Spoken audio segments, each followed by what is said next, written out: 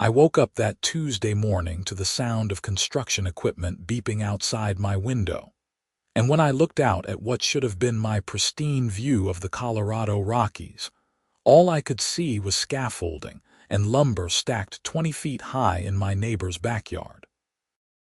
My name is Zachary Coleman, and I had just moved to Pinewood Ridge, a planned community in Golden, Colorado, 6 months earlier.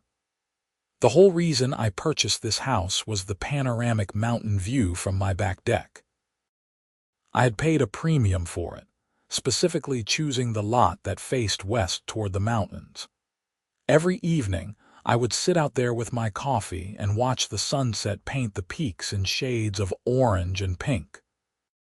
It was my sanctuary after long days working as a software engineer for a tech startup in Denver. But now, apparently, that view was about to disappear. I threw on some clothes and headed outside to see what was happening. The noise was coming from the property directly behind mine, which belonged to Patricia Morrison, the HOA president. I had only met her once during the move-in process, and that interaction had been brief but memorable. She was a woman in her late 40s with blonde highlights, designer sunglasses perpetually perched on her head, and an air of authority that seemed disproportionate to someone managing a neighborhood association. As I walked around to get a better look at her backyard, I could see workers pouring a concrete foundation for what looked like a massive structure. One of the contractors noticed me standing there and waved. "Can I help you?" he called out. "I'm just trying to figure out what's being built here," I said, keeping my tone friendly. "I live right behind this property." The contractor wiped his forehead and walked over. "We're building a pergola with an elevated deck, going to be about 18 feet tall when it's finished." Pretty ambitious project. 18 feet. My stomach dropped. That would completely block my view. "Did the HOA approve this?" I asked, though the irony of the question hit me immediately. Patricia was the HOA president. She had probably approved her own project. "I assume so," the contractor said with a shrug. "We pulled all the necessary permits from the city. Everything's above board on our end." I thanked him and headed back to my house, my mind racing. I dug through the stack of papers I had received when I closed on the house, looking for the HOA bylaws and covenants. It took me 20 minutes of searching, but I finally found the thick packet of documents. I started reading through them, looking for anything related to structures, heights, and view protection. The bylaws were dense and written in that particular brand of legal language that makes everything take 3 times as long to understand, but I persevered. Finally, on page 37, I found what I was looking for. Section 8.4 clearly stated that any outdoor structure, including but not limited to pergolas, gazebos, and elevated decks, could not exceed 12 feet in height from ground level. The reasoning was explicitly stated: to preserve sight lines and mountain views for all residents. 18 feet would violate this by 6 full feet. I felt a surge of vindication mixed with dread. I had the law on my side, but I would have to confront Patricia Morrison, the woman who ran this HOA like her personal fiefdom. From what I had gathered talking to other neighbors, Patricia was not someone who took kindly to being challenged. I decided to handle this diplomatically first. I found Patricia's phone number in the HOA directory and gave her a call. It rang 4 times before going to voicemail. "Hi, Patricia. This is Zachary Coleman from 847 Aspen Lane. I noticed construction starting on your property today, and I wanted to discuss it with you. Could you give me a call back when you have a chance? Thanks." I waited the rest of the day, but she never called back. The construction continued all week. By Friday, the foundation was complete, and they had started framing the structure. It was becoming increasingly clear just how massive this thing was going to be. From my back deck, I could already see my view beginning to disappear behind wooden beams. I called Patricia again on Friday evening. This time, she picked up.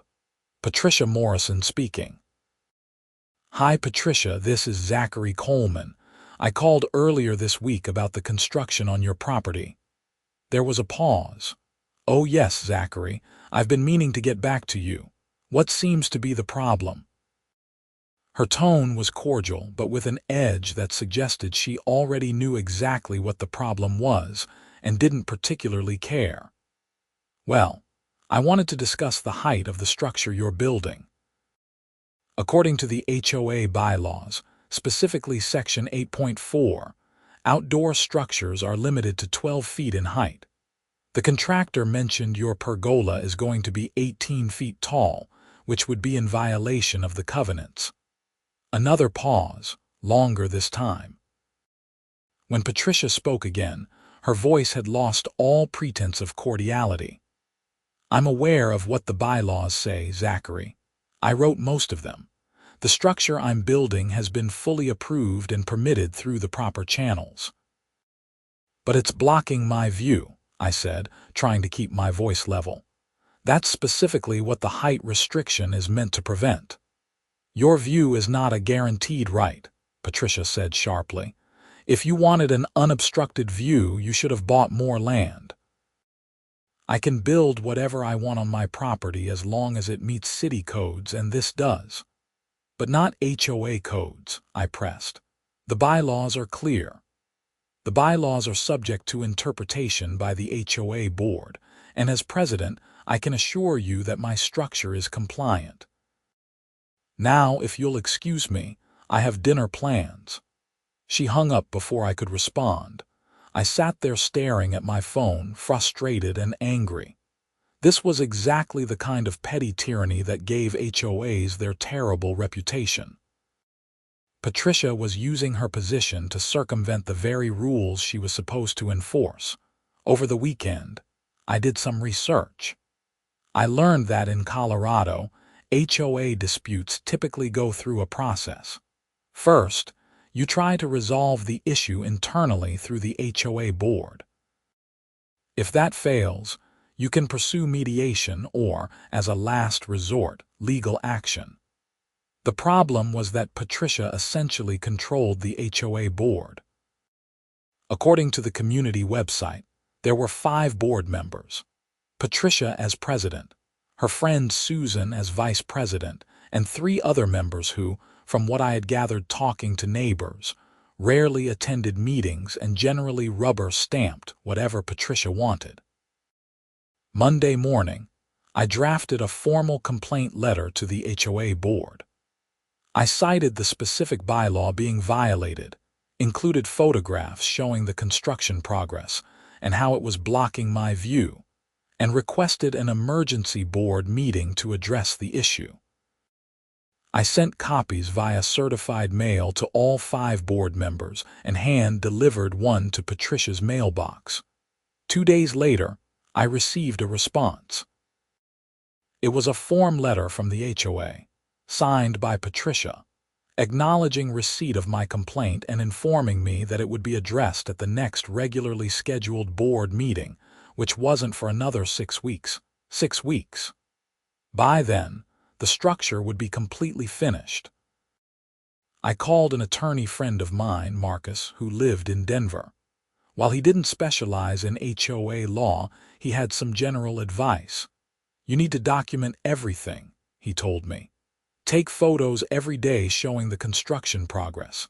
Keep copies of all correspondence.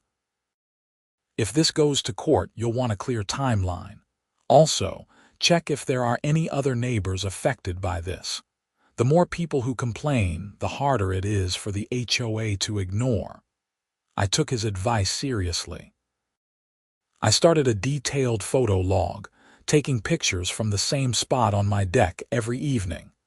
The progression was stark.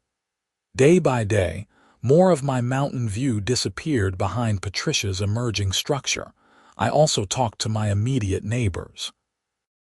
Tom and Linda Chen, who lived to my left, were sympathetic but hesitant to get involved. We've had our own run-ins with Patricia, Tom told me over his fence.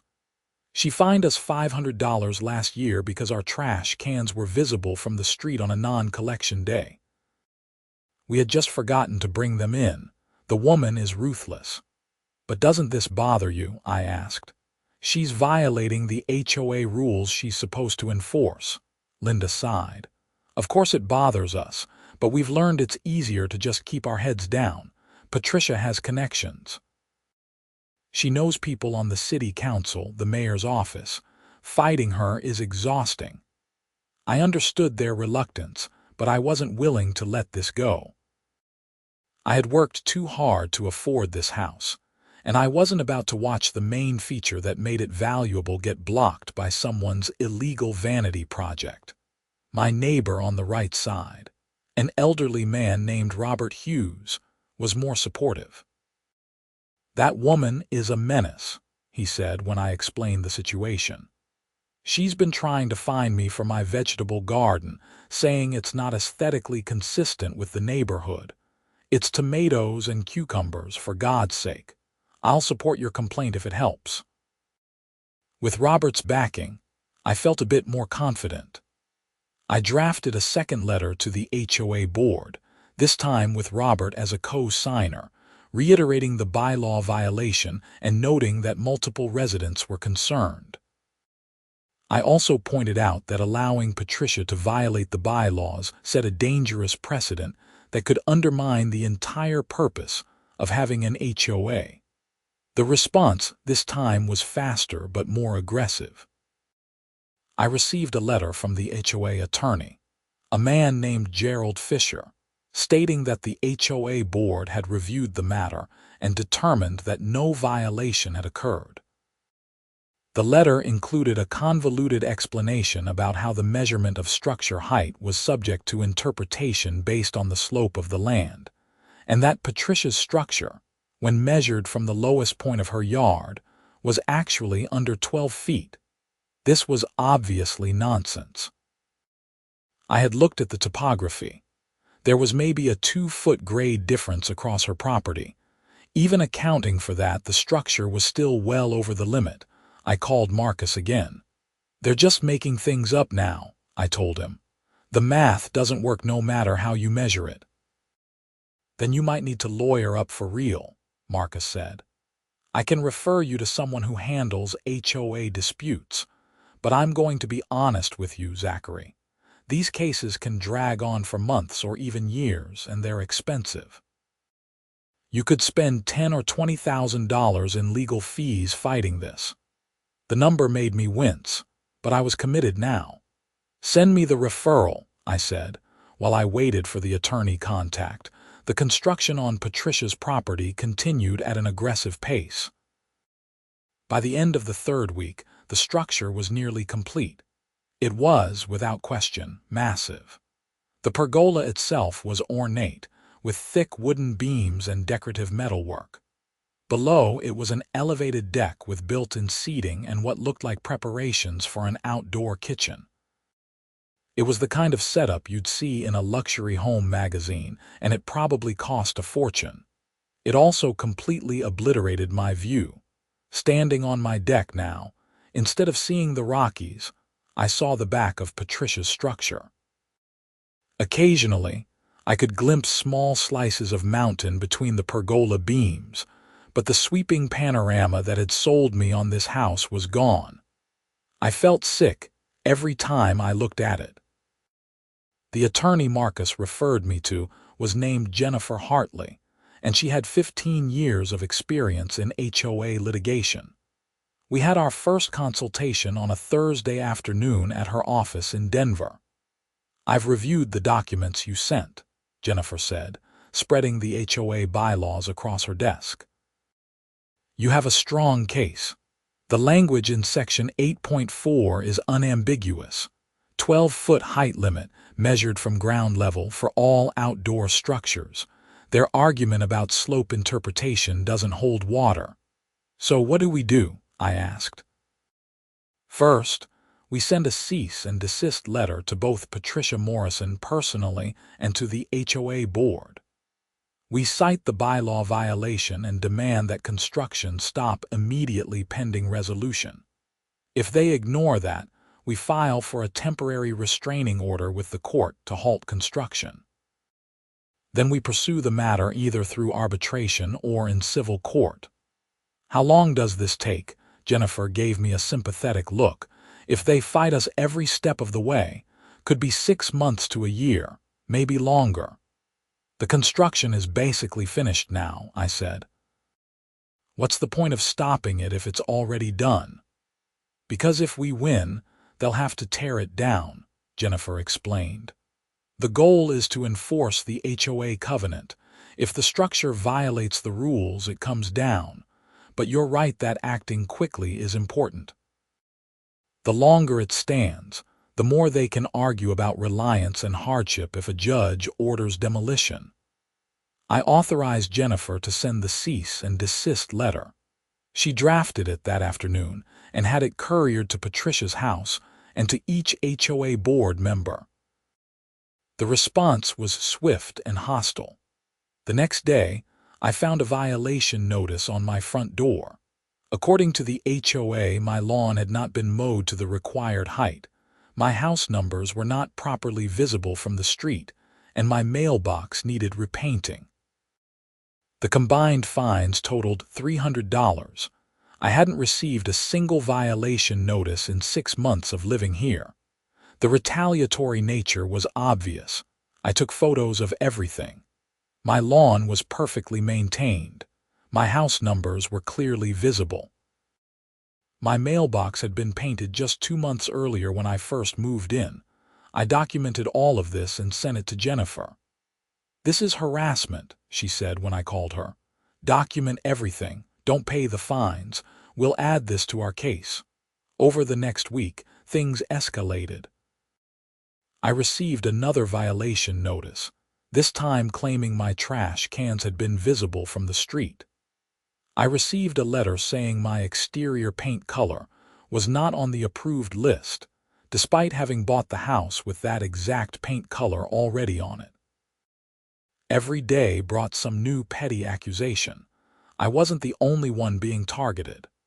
Robert Hughes called me one evening to say he had also received multiple violation notices since co-signing my complaint letter. "She's trying to intimidate us into backing down," Robert said. "She's done this before. A couple years ago, a guy fought her on something related to parking, and she made his life hell until he eventually sold his house and moved." "I'm not backing down," I said. "Good," Robert replied. "Neither am I. I'm too old to be pushed around by people like her." Meanwhile, the construction on Patricia's property had wrapped up. The pergola was complete, stained a rich mahogany color, with outdoor lighting installed throughout. She had furnished the deck below with expensive-looking outdoor furniture, and a full outdoor kitchen with a built-in grill, refrigerator, and bar area. It was objectively beautiful, which somehow made it more infuriating. Jennifer filed for the temporary restraining order, asking the court to mandate the structure's removal pending final adjudication of the dispute. We had a hearing scheduled for 3 weeks out. In the meantime, I decided to do more digging into Patricia's background and her role as HOA president. I started attending HOA meetings, which were held monthly at the community clubhouse. The meetings were sparsely attended, usually just Patricia, Susan the vice president, maybe 1 or 2 other board members, and a handful of residents. At the first meeting I attended, there were only 8 people present, including the board members. Patricia ran the meeting with the efficiency of someone who wanted to get through the formalities as quickly as possible. When we got to the public comment period, I raised my hand. "Yes, Zachary," Patricia said, her voice dripping with forced politeness. "I'd like to discuss the ongoing construction violation at your property and the retaliatory fines being issued to residents who have filed complaints." "There is no violation," Patricia said flatly. "The board has reviewed and approved all construction on my property." As for the fines, those are legitimate enforcement actions based on actual violations of HOA rules. If you disagree, you can follow the appeal process outlined in the bylaws. Now, unless there's other business, I'd like to make a motion to have the board conduct an independent measurement of your structure to verify compliance with Section 8.4. I interrupted. Patricia's jaw tightened. That's not necessary. The matter has been resolved. I don't think it has been resolved, said a voice from the back. I turned to see it was Robert Hughes. I'd like to second Zachary's motion. Patricia looked like she wanted to argue, but procedure was procedure. Fine, she said tersely. All in favor of conducting an independent measurement. I raised my hand. Robert raised his. Susan and the two other board members who were present kept their hands down. Motion fails, Patricia said quickly. Now, moving on to next month's landscaping contract. I'd like those votes recorded in the minutes, I said.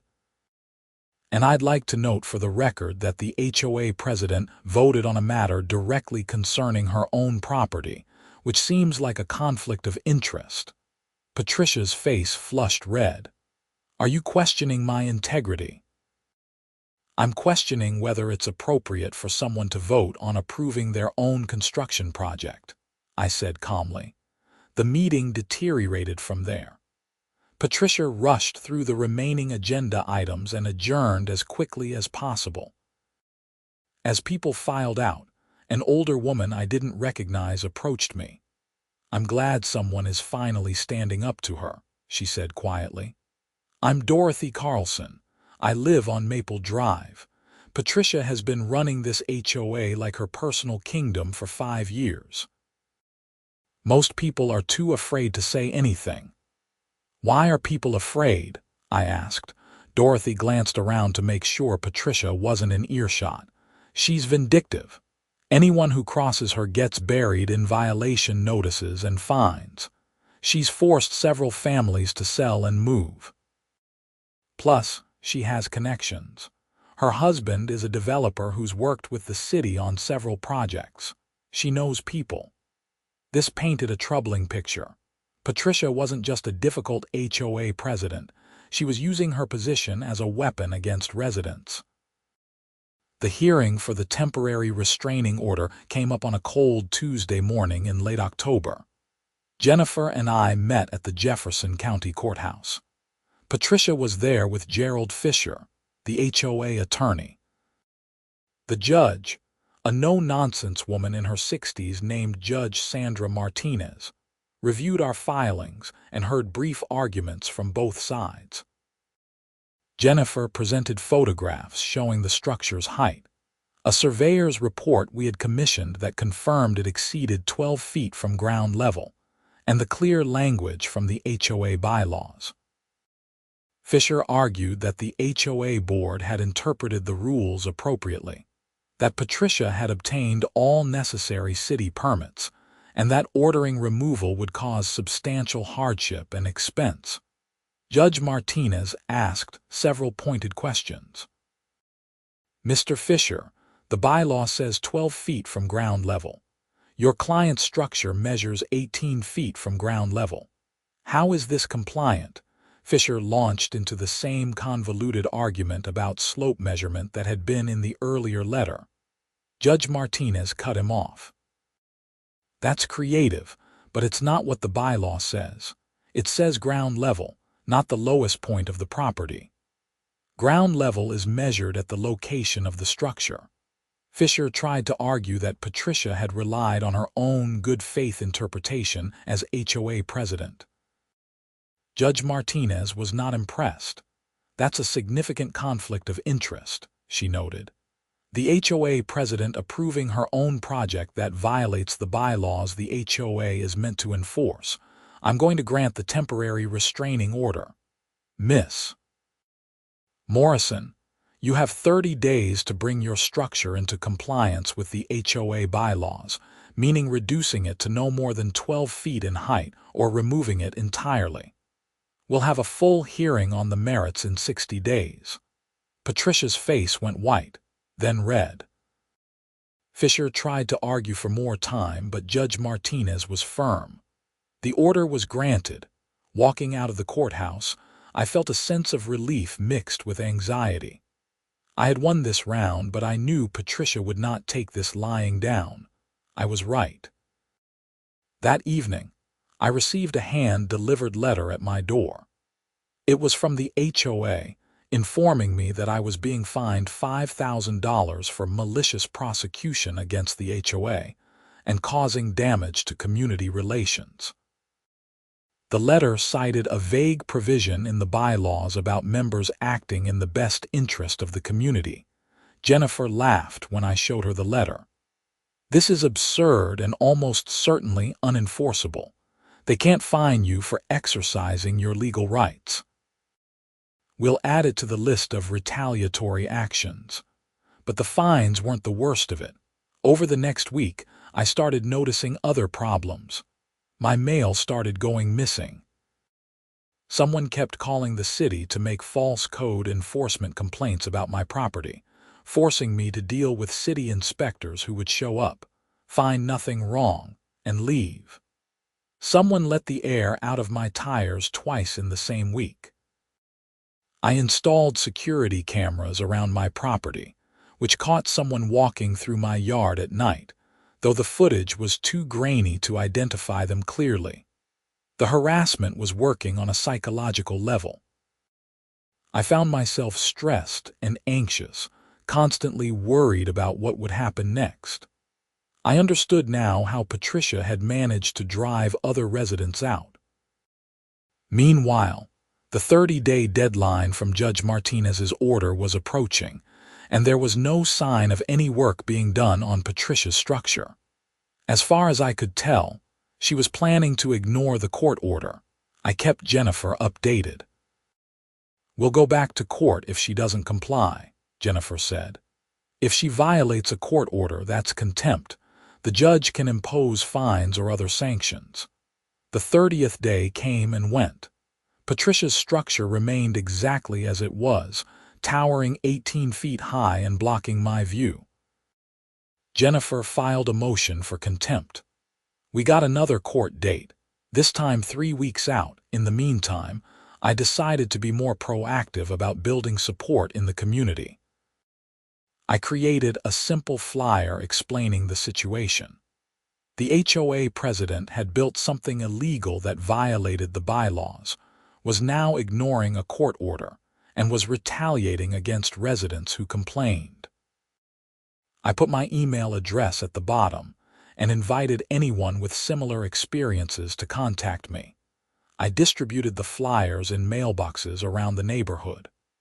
Within 2 days, I had received emails from 11 different residents, each with their own story of Patricia's abuse of power. There was the family fined for having a basketball hoop in their driveway. The couple who got violation notices for their daughter's chalk drawings on their own driveway.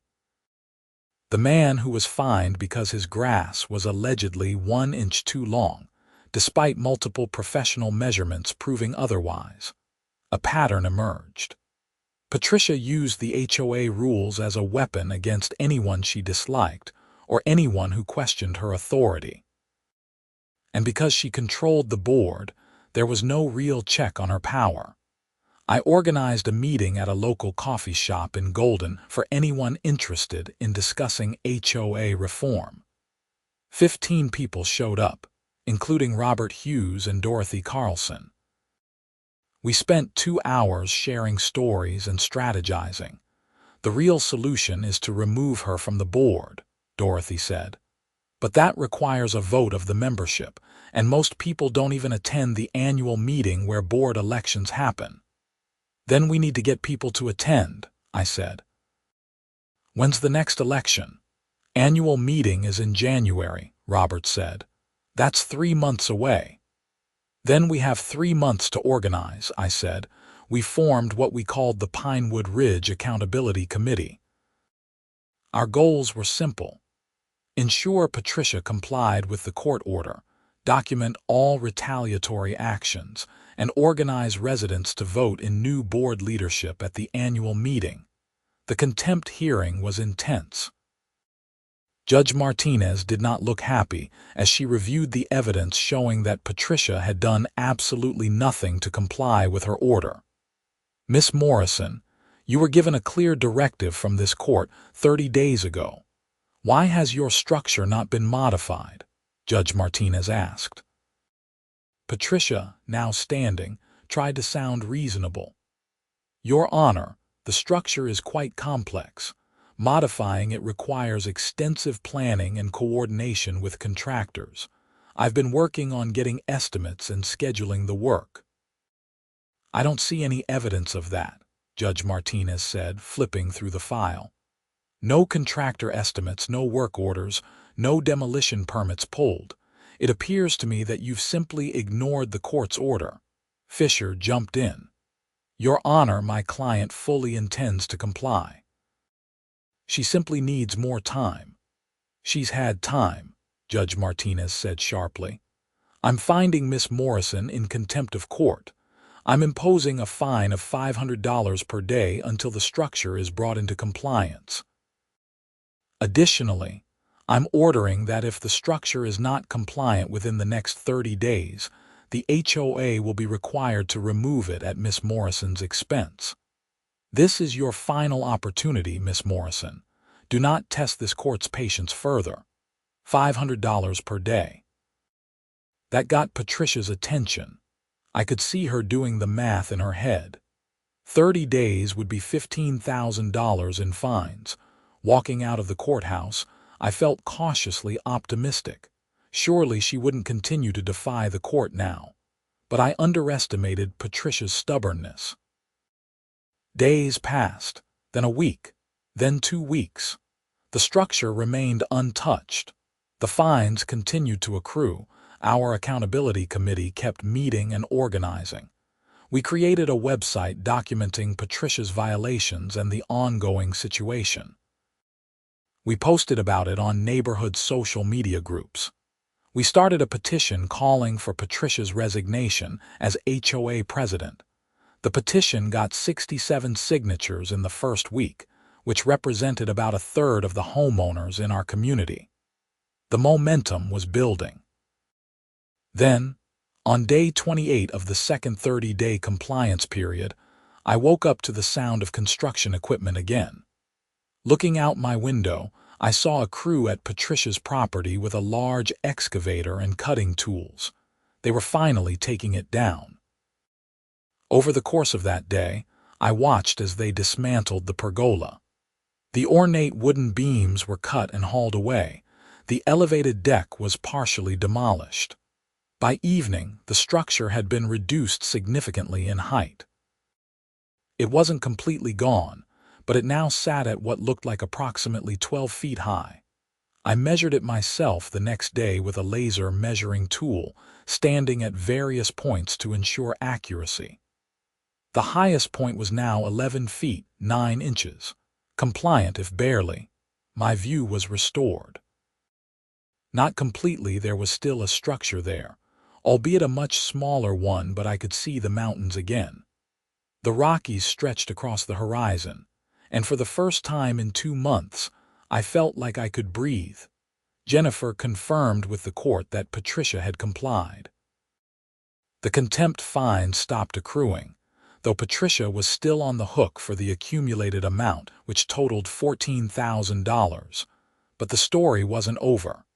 Our accountability committee continued pushing for the annual meeting. We had momentum now, and people were paying attention. When January rolled around, the annual HOA meeting had the highest attendance in the community's history. Over 90 of the 200 homeowners showed up, filling the clubhouse to capacity. Patricia tried to run the meeting as she always had, efficiently and with minimal discussion. But this time, people weren't having it. During the board election portion of the meeting, multiple residents stood up to nominate alternative candidates. Dorothy Carlson was nominated for president. Robert Hughes was nominated for vice president. 3 other residents who had been vocal critics of Patricia's leadership were nominated for the remaining board positions. Patricia tried to argue that the nominations weren't proper, but the HOA bylaws were clear. Any member in good standing could be nominated from the floor with a second. The votes were conducted by secret ballot. When they were counted, the results were decisive. Dorothy won the presidency with 63 votes to Patricia's 27. Robert won vice president. All 3 of the other reform candidates won their races. Patricia was completely removed from the board. The room erupted in applause. Patricia gathered her things and left without a word, Susan following behind her. The new board's first action was to review and rescind all the retaliatory fines that had been issued to me, Robert, and several other residents. They established a new conflicts of interest policy requiring board members to recuse themselves from votes concerning their own properties. They created a transparent process for architectural approvals, including a requirement for independent reviews. Dorothy appointed me to chair a committee to review and revise the HOA bylaws to prevent future abuses of power. Over the following months, the community transformed.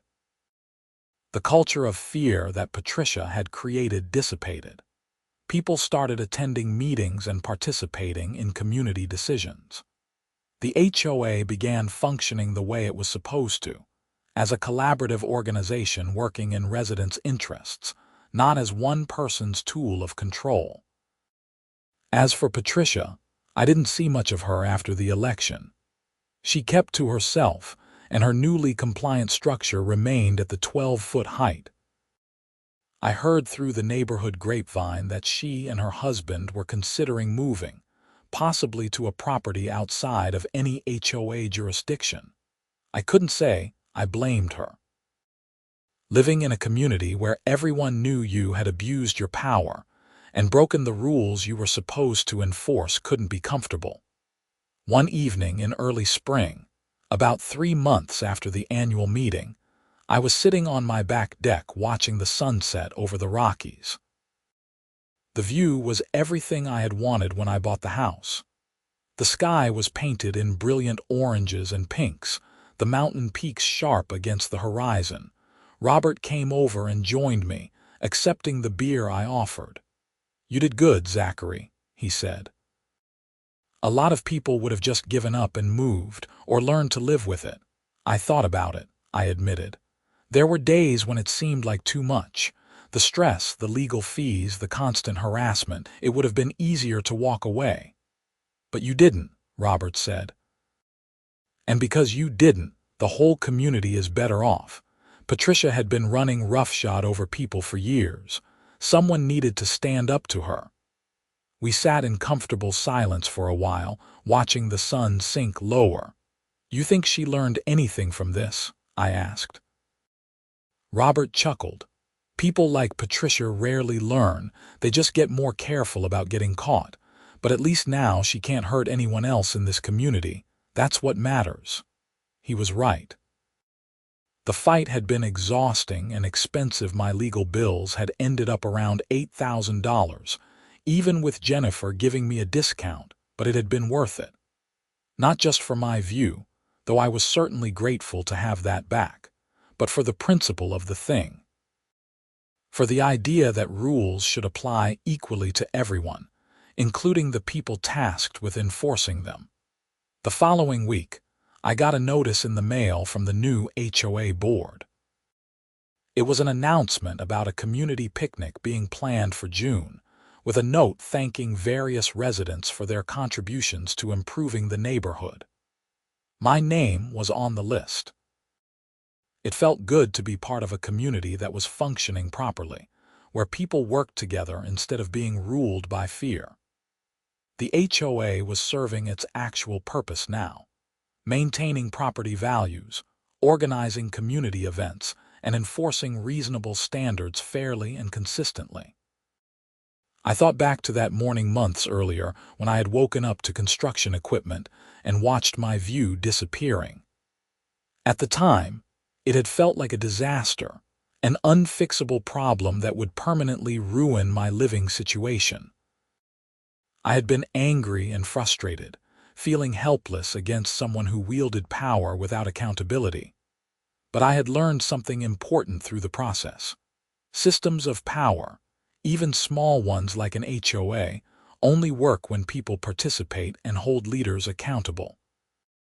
Patricia had gotten away with her behavior for years because most people found it easier to keep their heads down. It was only when residents started working together and demanding change that things improved. The experience had taught me about the importance of documentation, persistence, and community organizing. It had shown me that legal systems, while slow and frustrating, can work when you have a clear case and a judge willing to enforce the rules. And it had reminded me that standing up for what's right, even when it's difficult and costly, can make a real difference. My house now felt truly like home, not just because of the physical view from my deck, though that was wonderful, but because I was part of a community I had helped improve, surrounded by neighbors who had worked together to make positive change. Dorothy was doing an excellent job as HOA president, running meetings efficiently but democratically, making sure everyone's voice was heard. The board was transparent about finances and decisions. Violation notices were issued fairly and only for actual problems, not as weapons of retaliation. Several months after the election, I ran into Patricia at the grocery store in Golden. We made eye contact across the produce section. For a moment, I wasn't sure what to do. Part of me wanted to simply avoid her, to pretend I hadn't seen her and move on with my shopping. But another part of me, the part that had fought this whole battle, felt like I should acknowledge her. So I nodded politely. She nodded back, her expression unreadable, and quickly moved to a different aisle. It was a small interaction, but it felt significant. There was no dramatic confrontation, no final words exchanged. Just two neighbors who had been on opposite sides of a conflict, acknowledging each other's existence and moving on. That felt appropriate somehow.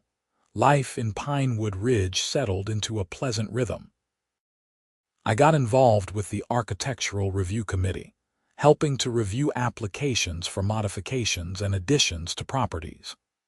I made sure the process was fair and consistent, always keeping in mind what it had felt like to be on the receiving end of arbitrary and biased decisions. The community garden that Robert had been fighting to maintain was officially recognized and expanded. Several other residents joined in, and it became a nice focal point for the neighborhood. Kids would come by to learn about planting and harvesting. It was the kind of community-building activity that an HOA should support, not fight against. Dorothy organized quarterly town halls where residents could raise concerns and ask questions of the board. Attendance was strong, and the discussions were productive. It turned out that when people felt like their voices mattered and their leaders were accountable, they were willing to participate constructively. One evening, about a year after the whole ordeal had begun, I was hosting a small gathering on my deck. Robert and his wife were there, along with Dorothy and her husband, Tom and Linda Chen from next door, and a few other neighbors I had become friendly with through the accountability committee work. We were grilling burgers and watching the sunset over the mountains, the view unobstructed and spectacular. Someone made a joke about checking the height of the grill to make sure it was HOA compliant, and everyone laughed. Remember when Patricia tried to fine me for having my trash cans out 12 hours early? Tom said, shaking his head. She actually came to my house with a timestamp photo. Who does that? Remember the time she cited someone for having the wrong shade of white on their window trim? Linda added. The paint was literally called approved white and was on the official HOA list, but she said it looked too yellow in certain light. We traded stories, laughing at the absurdity of it all now that it was behind us. The trauma of dealing with Patricia's reign had faded into something we could joke about, evidence of how much had changed. "I still can't believe you actually got her to take down that structure," Dorothy said to me. "When you first started pushing back, I honestly didn't think you'd succeed." She had defeated everyone else who had tried. "I got lucky," I said. "Lucky that the bylaw was clearly written. Lucky that Judge Martinez wasn't willing to let Patricia ignore a court order. Lucky that enough people were fed up and ready for change." "It wasn't just luck," Robert said firmly. "You were willing to fight when it would have been easier to give up. You organized people. You followed through. That takes courage and commitment." I appreciated his words, but I knew I couldn't have done it alone. The legal battle might have had my name on it, but the real change came from the collective action of residents who decided they deserved better leadership. As the evening wound down and guests started to leave, I found myself alone on the deck, looking out at the mountains in the fading light. The peaks were still visible, dark silhouettes against a purple sky. Stars were beginning to appear. This view, this moment of peace, had been worth fighting for. Not because the view itself was so important in the grand scheme of things, but because it represented something larger. The idea that rules should mean something, that power should be accountable, and that communities work best when they're built on fairness and respect, rather than fear and intimidation. Patricia's structure still stood on her property, reduced to its compliant height. It was a daily reminder of the conflict we'd been through. But over time, it had stopped bothering me. It was just another feature of the landscape now, neutral and unimportant. What mattered was that the community had changed for the better. People felt empowered rather than oppressed. The HOA served its residents rather than controlling them. And everyone understood, in a way they might not have before, that maintaining a healthy community requires active participation and vigilance. The following year brought more positive changes. The board updated landscaping standards to be more environmentally friendly and less rigid about requiring water-intensive grass. They organized neighborhood events that brought people together. Movie nights in the summer, a holiday lights contest in December, regular community cleanup days. Property values in Pinewood Ridge actually increased, not because of strict enforcement of petty rules, but because the community became known as a desirable place to live. People wanted to move to a neighborhood with engaged residents, fair leadership, and a supportive atmosphere.